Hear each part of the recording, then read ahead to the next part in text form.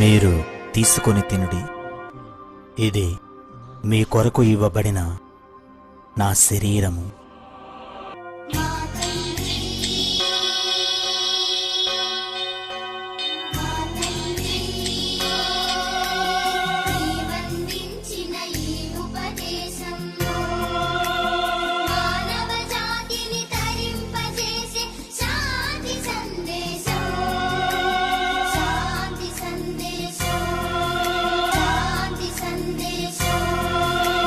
శాంతి సందేశం, శాంతి సందేశం. అందరికీ వందనాలు. మీ అందరికీ మరొకసారి క్రిస్మస్ నూతన సంవత్సర శుభాకాంక్షలు తెలియజేసుకుంటున్నారు. మన యొక్క కార్యక్రమాలను మరి ప్రచురిస్తూ ఉండగా వారికి కూడా నా హృదయపూర్వక ధన్యవాదాలు తెలియజేసుకుంటున్నాను. క్రిస్మస్ నూతన సంవత్సర శుభాకాంక్షలు టీవీకి తెలియజేసుకుంటున్నాను. ప్రార్థన. మొదటగా ప్రభా పరిశుద్ధుడా, ప్రేమల పరలోకపు తండ్రి, నీ యొక్క జన్మం గురించి కొన్ని మాటలు మరి మేము ధ్యానించుకుంటుండగా అందరికీ మరి చక్కగా ఈ యొక్క వాక్య భాగాలను ప్రభా అర్థం చేసుకొని మనస్ఫూర్తిగా మరి హృదయంలో ధ్యానించుకొని వాటి పట్ల నడుచుకునే భాగ్యం అందరికీ అనుగ్రహించండి. యేసుక్రీస్తు పట్ల ప్రార్థిస్తున్నాం తండ్రి, ఆమేన్. చిన్న పాట పాడుకుని దేవునికి వాక్యాలకు వెళ్దామండి. ప్రేమ యేసుని ప్రేమ, ప్రేమ ఉన్నత ప్రేమ, ప్రేమ యేసుని ప్రేమ, ప్రేమ ఉన్నత ప్రేమ. తల్లి బిడ్డను మరచినను మరువని ప్రేమ, తల్లి బిడ్డను మరచినను మరువని ప్రేమ, ఆది అంతము లేని ప్రేమ, యేసు ప్రేమ, ప్రేమ యేసుని ప్రేమ, ప్రేమ ఉన్నత ప్రేమ. లోకములో మారినను మారని ప్రేమ, సంద్రములో చలచని యేసు ప్రేమ, ప్రేమ యేసుని ప్రేమ, ప్రేమ ఉన్నత ప్రేమ. నింగి నేల మారినను మారని ప్రేమ, నింగి నేల మారినను మారని ప్రేమ, డంబములేని శాశ్వత ప్రేమ, యేసు ప్రేమ, డంబములేని శాశ్వత ప్రేమ, యేసు ప్రేమ, ప్రేమ యేసుని ప్రేమ, ప్రేమ ఉన్నత ప్రేమ. హల్లెలూయా. అందరికీ వందనాలండి. మీ అందరికీ క్రిస్మస్ శుభాకాంక్షలు మరోసారి తెలియజేసుకుంటున్నాను. మరి క్రీస్తు జన్మ గురించి మరి మనం ధ్యానిస్తూ ఉండగా మరి ఆ ధ్యానంలోకి వెళ్దామండి. చూడండి, యోధా రాజదండము అంటే యోధా గోత్రములోంచి రాజ్యాధికారం వచ్చినని యాకోబు ప్రకటించాడంటండి. మరి యాకోబు ద్వారా దేవుడు మరి యూదా గోత్రం నుంచి మరి రాజ్యాన్ని అధికారాన్ని తీసుకున్నట్లుగా దేవునికి వాక్యం తెలియజేస్తాం. ఆదికాండం 49:1 చూసుకున్నట్లయితే మరి యూదా గోత్రం అని అన్నట్టు యోధో గోత్రపు సింహం అండి. కొదమ సింహం లాగా మరి ఆయన ఆ గోత్రం నుంచి వచ్చాడు అనమాట. తర్వాత ఇంకో విషయం ఏంటంటే షిలోకు వచ్చే వరకు యోధా రాజధాని తొలగదు అని చెప్పేసి దేవుడు వాగ్దానం చేశాడండి. వాగ్దానం పుత్రుడు అనమాట అండి మన దేవుడు. మరి షిలోకు వచ్చే వరకు కూడా మరి యూదా రాజధాని తొలగదు అని చెప్పేసి దేవుని వాడు తెలియజేస్తా ఉంది. తర్వాత మరియా యోసేపులు యోధా గోత్రములకు చెందిన ఆ ప్రజలందరూ కూడా ఆయనకి విధేయులై ఉంటారని చెప్పేసి మరి ఆ దేవుని మాట తెలియజేస్తా ఉంది. మరి చూడండి యోహాను 1:9 కూడా మరి అదే మాట తెలియజేస్తుంది. ఏంటి అంటే నిజమైన వెలుగు ఉండెను, అది లోకంలోనికి వచ్చు ప్రతి మనుషుని కూడా మరి వెలిగిస్తూ ఉంటుందంటండి ఆ నిజమైన వెలుగు. అంటే యోహాను 1:5 ఆ వెలుగు చీకటిలో ప్రచురించుతున్నది కానీ చీకటి దాన్ని గ్రహించట్లేదంటే. మరి దేవుని దగ్గర నుంచి వచ్చే వెలుగు చీకటిలో వస్తుంది.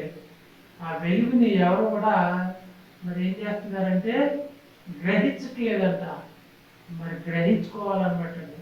చూడండి యోహాను 1:4 ఆయనలోనే జీవం ఉండెను, ఆ జీవము మనుషులకు వెలుగై ఉన్నది అని చెప్పేసి దేవుని మాట తెలియజేస్తారు. అసలు యేసుక్రీస్తులోనే మరి జీవము వెలుగు ఉన్నదన్నమాట.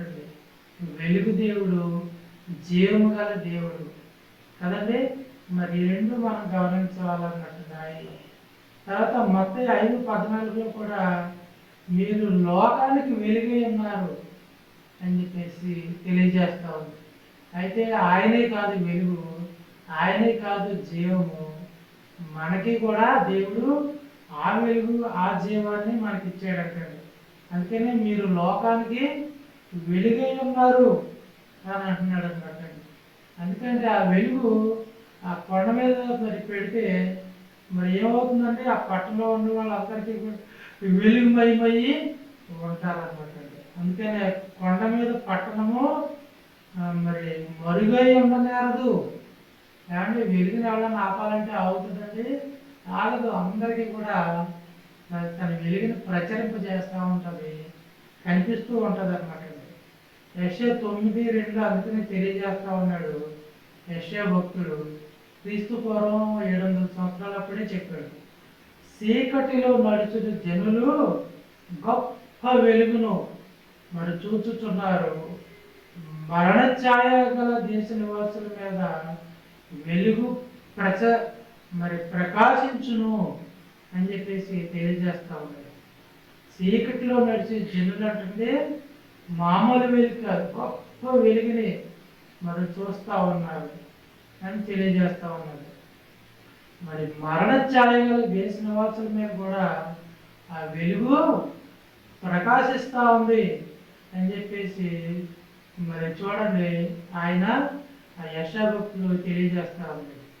చూడండి యాకోబు నక్షత్రం అండి, ఆయన యూదుల రాజుగా పుట్టినవాడు ఎక్కడున్నాడని చెప్పేసి మరి హేరోదు మహారాజు ప్రశ్నిస్తా ఉన్నాడు. అంటే మత్తయి 2:2 మరి తెలియజేసేటటువంటి మాట ఏంటంటే మరి యూదులుగా రాజుగా ఆ పుట్టినవాడు ఎక్కడ ఉన్నాడు, మేము ఆయన నక్షత్రము తూర్పు దేశంలోన తూర్పు దిక్కున మేము ఆయన నక్షత్రము చూసి ఆయన పూజింపు ఉచితమే అని చెప్పేసి మరి తెలియజేస్తా ఉన్నారు జ్ఞానులు. చూడండి మత్తయి సువార్త 2:4 హేరోదు రాజు క్రీస్తు ఎక్కడ పుట్టాడని చెప్పేసి మరి జ్ఞానులు అడిగితే మరి ఆ జ్ఞానులు తెలియజేసినటువంటి మాట ఏంటంటే యోధపు దేశపు బెత్లెహేమా, యోధ ప్రధానంలో మరి ఎంత మాత్రమును అల్పమైన దానిలో కావు, ఇశ్రాయేలును నా ప్రజలను పరిపాలించు అధిపతి నీలో నుండి వచ్చును అని మరి ప్రవక్త ద్వారా పలికాడంటుంది. కాబట్టి మరి చూడండి ప్రవచన వాక్యాలు ప్రవక్త ద్వారా పలికిన అన్ని కూడా ఈనాడు మరి క్రీస్తు 3-4 శతాబ్దంలో నెరవేరినాయి.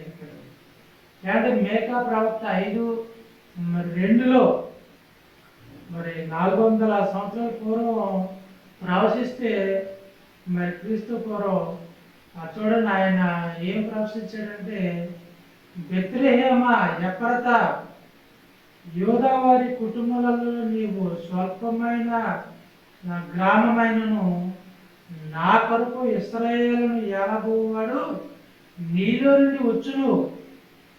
మరి ఇశ్రాయేలును ఏలబోవాడు నీలో నుండి వచ్చునని పురాతన కాలం మొదలుకొని శాశ్వత కాలం కూడా ఆయనే ప్రత్యక్షం అవుతూ వస్తూ ఉంటాడు అని చెప్పేసి ఆయన ప్రవచించాడు.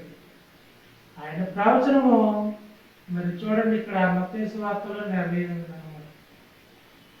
అతను మాత్రమే కాకుండా సంకీర్తనలు 24:17 చూడండి, యెహోవా మహిమ ఆ కొండ శిఖరం మీద దహించు అగ్ని వలె ఇశ్రాయేలు కన్నులకు కనబడిందంటండి.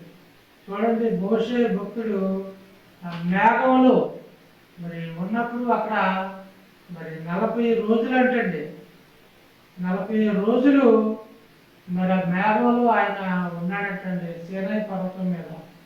ఏమండి మేఘం ఆయన్ని 6 రోజులు ఉండి ఆ 7వ రోజు పిలిచిందంటండి మోషే గారిని.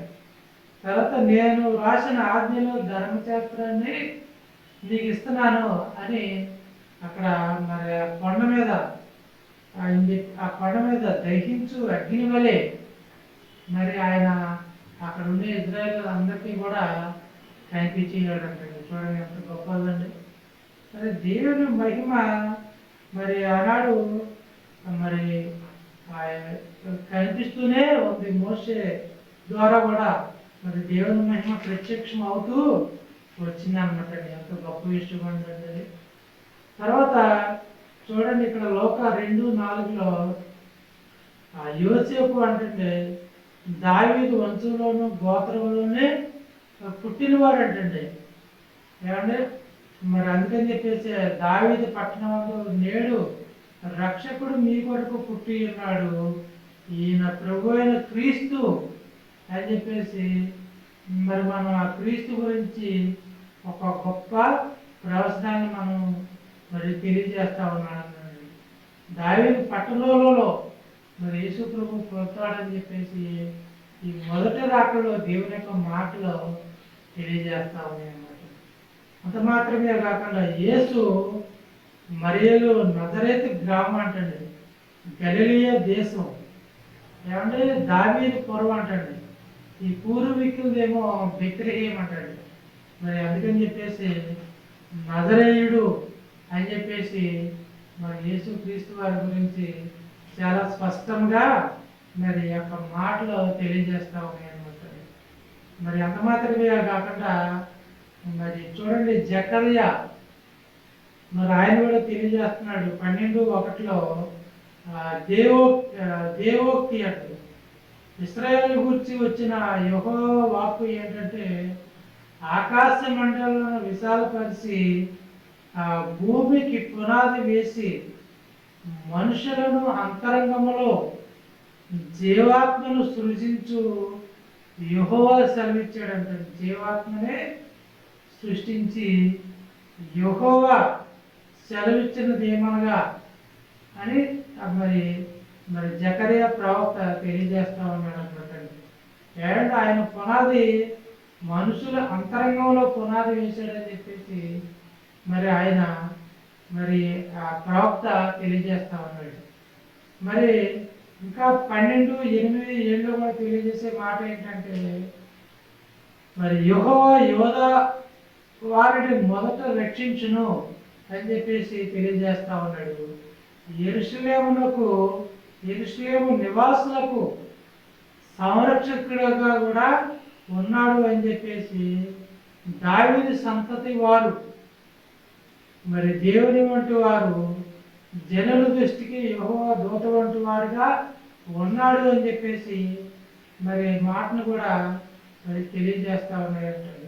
అంటే రక్షణ అనేది యూదా జాతి యూదుల నుంచే మరి సమస్త ప్రజలకి కూడా వస్తుంది అనమాట. ఆ యూదులు ఎవరు అంటే మరి యేసు క్రీస్తు వారు అనమాట. యోధ మతస్థులు యూదులు మరి చాలా మరి మత ప్రవీణులు మత ప్రావీణ్యం కలిగినటువంటి భక్తులు అనమాట. ఆ భక్తి స్వభావం నుంచే మరి యేసు క్రీస్తు వారు వచ్చారనమాట.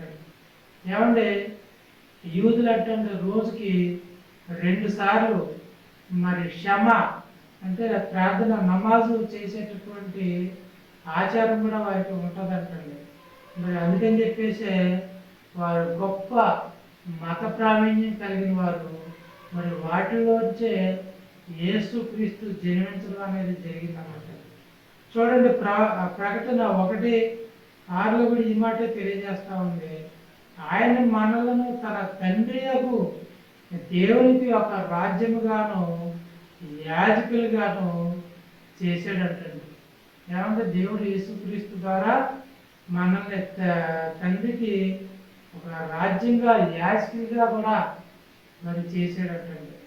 చూడండి ప్రకటన 1:7లో అయితే ఆయన మేఘావుడే వస్తాడంటండి. మరి 2వ రాకడలో ప్రతి నేత్రం కూడా ఆయన చూసును, ఆయన పొడిసిన వారు కూడా చూస్తారు, రొమ్ము కొట్టుకుంటారు అని చెప్పేసి కూడా తెలియజేస్తా ఉంది. ప్రకటన 1:8లో అయితే వర్తమాన భూత భవిష్యత్ కాలం ఉండేవాడును నేనే అని సర్వాధికారి దేవుడు ప్రభువే సెలవిస్తున్నాడు అనమాట యేసుక్రీస్తు వారి గురించి. అంటే వర్తమాన భవిష్యత్తు ఆ కాలంలో ఉండేవాడు అంటండి. ఆయన జన్మం గురించి, ఆయన భవిష్యత్తు గురించి కూడా, 2వ రాకడ గురించి కూడా దేవుడు చాలా స్పష్టంగా తెలియజేస్తా ఉన్నాడు. చూడండి ప్రకటన 1:18లో అయితే నేను మొదటివాడును కడపటివాడును జీవించేవాడును, ఇదిగో యుగయుగములు సజీవుడినై ఉన్నాను అని చెప్పేసి మరణయపు యొక్క పాతాళపు ఆ తాళాలు కూడా ఆయన స్వాధీనంలో ఉన్నాయని చెప్పి యేసుక్రీస్తు వారి గురించి మరి దేవుడు తెలియజేస్తా ఉన్నాడు అన్నమాట. ఏమంటే మొదటివాడు కడపటివాడు జీవించేవాడు అంటాడు. ఆ మరణపు తాళపు చివులు ఆయన స్వాధీనంలో ఉన్నాయని చెప్పేసి తెలియజేస్తా ఉన్నాయి. చూడండి ప్రకటన 1:16లో ఆయన ముఖం అంటే మరి మహా తేజస్సు ప్రకాశించు సూర్యుని వలె ఉన్నదంట. యేసుక్రీస్తు వారి ముఖము మరి మహా తేజస్సుతోటి మరి ప్రకాశిస్తూ ఉంటుందంట. తర్వాత అంత మాత్రమే కాకుండా నేను ఆయనను చూడగా చచ్చిన వారి వలె పడి ఉన్నాను ఆయన పాదాల దగ్గర అని చెప్పేసి కూడా మరి తెలియజేస్తా ఉన్నాడు భక్తుడైన యోహాను. ఏమంటే ఆయన కుడిచి నా మీద వచ్చి భయపడకము అని చెప్తూ ఉన్నాడు అంటున్నాడు. దేవుని యొక్క కుడిచి మనకి మరి తోడుగా ఉంటుంది అనమాట. భయపడకము అని చెప్పేసి ఈనాడు మనందరికీ కూడా మరి ఒక గొప్ప అభయాన్ని దేవుడు మనకి ఇస్తా ఉన్నాడు అన్నమాట. మరి చూడండి మత్తయి సువార్త 2:2 తూర్పు దేశపు జ్ఞానులు హేరోదుతో అంటున్నారంటే యూదుల రాజుగా పుట్టినవాడు ఎక్కడ ఉన్నాడు అని చెప్పేసి. ఏమంటే ఇక్కడ కొన్ని ప్రశ్నలు మరి యేసు క్రీస్తు పుట్టుక గురించి చాలా మంది ఈ విధంగా వేస్తా ఉన్నారంట. చూడండి మత్తయి సువార్త లూకా 1:34లో అయితే మరియ గబ్రియేలు దేవదూతతో నేను పురుషుని ఎరుగున దాన్ని ఇది ఎలాగ జరుగును అని చెప్పేసి మరియమ్మ గారు గబ్రియేలు దేవదూతతో ప్రశ్నిస్తుందంటారు. నేను పురుషుని ఎరిగిన దాను, మరి 11-12 సంవత్సరాల స్త్రీని ఎవరు ఇది ఎలా జరుగుతుంది అని పరిశుద్ధాత్మ గర్భం ధరిస్తావు నీవని చెప్పి గబ్రియేలు దూత చెప్తే ఇది ఎలా జరుగుతుంది అని ప్రశ్నిస్తా ఉన్నట్టు. కాబట్టి దేవుని యొక్క దూత మరి ఆయా. అయితే ఇంకో ప్రశ్న ఏంటంటే యేసు మరియతోటి మరి మీరు ఎలా నన్ను వెదుగుతున్నారు. ఏమంటే అక్కడ మరి మరియమ్మ మరి ఆ యోసేపులు ఆ యెరూషలేములో మరి వస్తే అక్కడ యెరూషలేములో పండగకు వస్తే అక్కడ తప్పిపోయారంటండి యేసు ప్రభు వారు. మీరేలా నన్ను వెతుకుతున్నారు అని అంటున్నాడు. నేను నా తండ్రి పని మీద ఉన్నానని మీరు ఎరుగరా అని లోక 2:29లో తెలియజేస్తా ఉన్నాడు. ఏమంటే ఆయన జన్మ గురించి ఎన్ని ప్రశ్నలు చూడాలి. ఏమంటే ఆయన చిన్నప్పుడే మరి తండ్రి మీద పనుల మీద ఉన్నానని చెప్పేసి ఆయన తండ్రి పనుల గురించి ఎంత ఆసక్తి అండి యేసు ప్రభు వారికి కదండి. తర్వాత ఇంకో ప్రశ్న చూడండి, మరి యేసుతో కుమారుడా మమ్మును ఎందుకు ఇలాగూ చేసేటివి అని చెప్పేసి మరియమ్మ అంటే యేసు ప్రభు వారిని ప్రశ్నిస్తే లోక 2:48లో మరి యేసు ప్రభు వారు ఇచ్చినటువంటి సమయం మరి ఆయన ఇచ్చిన సమాధానం ఏంటండి, మరి ఇశ్రాయేలుకు తమ రక్షకుని గుర్తింపు ఆయన చూడండి, యెహోవా ఈయనే, ఆయన రక్షకుని బట్టి సంతోషించి ఉత్సహించితిమి అని చెప్పేసి తెలియజేస్తా ఉన్నాడు. అంటే ఆయన సంతోషిస్తూ ఉన్నాడంటే దేవుడు. యెషయా 25:9లో ఈ మాట చాలా స్పష్టంగా మరి తెలియజేస్తా ఉంది. చూడండి ఇంకో ప్రశ్న, మరి మరి యెషయా 25:8లో అయితే కనుక మరెన్నడూ ఉండకుండా మరణం ఆయన మింగివేయును అని చెప్పేసి మరి దాని గురించి తెలియజేస్తా ఉన్నాడు.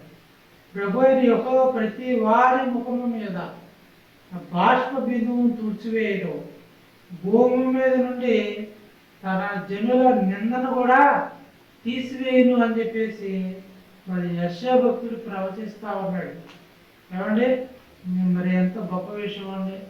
ప్రతి వారి యొక్క బాష్ప బిందువుని కన్నీటిని తుడిచేటటువంటి దేవుడు మన యేసు క్రీస్తు వారు అన్నట్టు. ఈ భూమి మీద నుండి ప్రతి వారి యొక్క కన్నీటిని తుడిచివేస్తాడు దేవుడు. యెషయా 26:2 చూడండి, సత్యమును ఆచరించు నీతి గల జనం ప్రవేశించినట్లుగా ద్వారాలనే తీయండి అని చెప్పేసి మరి ఆయన గురించి ప్రవచిస్తా ఉన్నాడు యెషయా భక్తుడు. యెషయా 26:3లో అయితే మరి చూడండి, ఎవని మనసు నీ మీద ఆనుకున్ననో నీవు వాటిని పూర్ణ శాంతి గలవానిగా చేయుదువు అని చెప్పేసి మరి యేసు క్రీస్తు గురించి తెలియజేస్తా ఉన్నాడు యెషయా భక్తుడు. అండ్ యెషయా 26:4లో యెహోవాయే నిత్యాశ్రయ దుర్గము, యుగ యుగములు యెహోవాని నమ్ముకొనుడి అని చెప్పేసి మరి దేవుని గురించి తెలియజేస్తా ఉన్నాడు. ఏమంటే ఆయన పంపించేటటువంటి కుమారుడు కూడా మరి అదే మరి లక్షణాలు కలిగి ఉంటాడని చెప్పేసి మరి యెషయా భక్తుడు తెలియజేస్తా ఉన్నాడు అన్నమాట.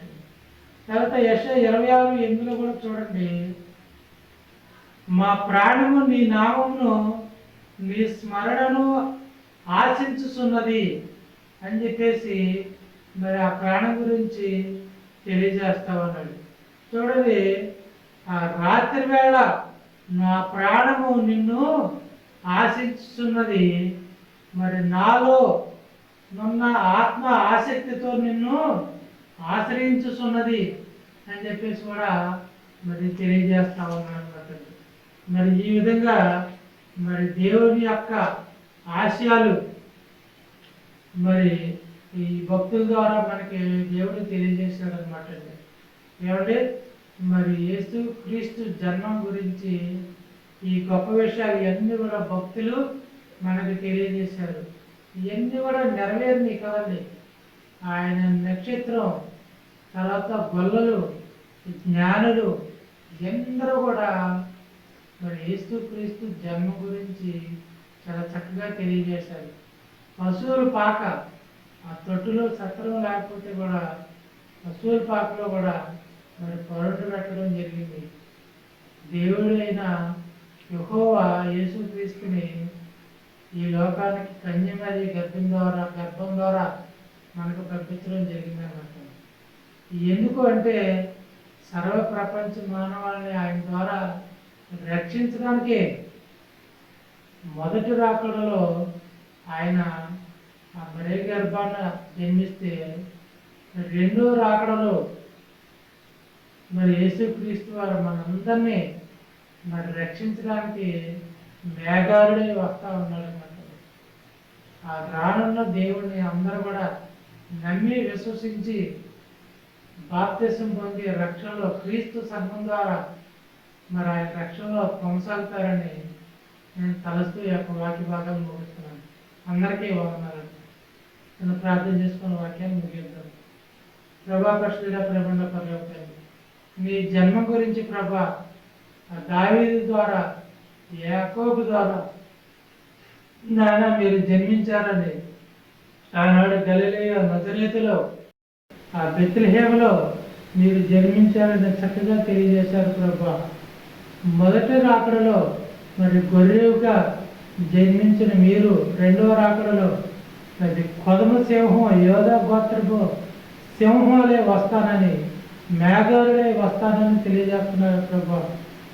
మరి అట్టి గొప్ప ధన్యత మా అందరికీ, మరి మిమ్మల్ని ఎదుర్కొనే గొప్ప భాగ్యం మా అందరికీ దయచేసి సహాయం చేస్తారని, క్రీస్తు సంఘము ద్వారా మేమందరూ మరి మిమ్మల్ని విశ్వసించి బాప్తిసం పొంది రక్షణ భాగ్యంలో కొనసాగే గొప్ప భాగ్యం మాకు దయచేసి సహాయం చేస్తారని యేసు క్రీస్తు నామమున పేరట ప్రార్థిస్తున్నాం తండ్రి.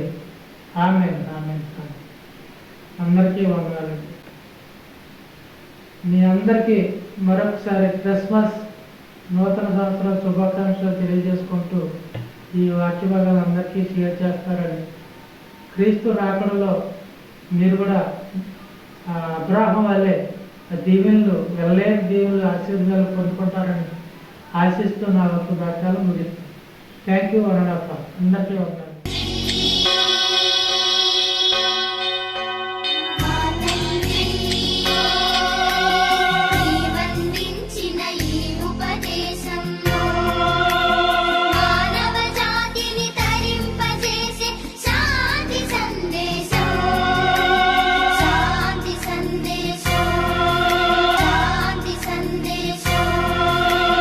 శాంతి సందేశం, శాంతి సందేశం.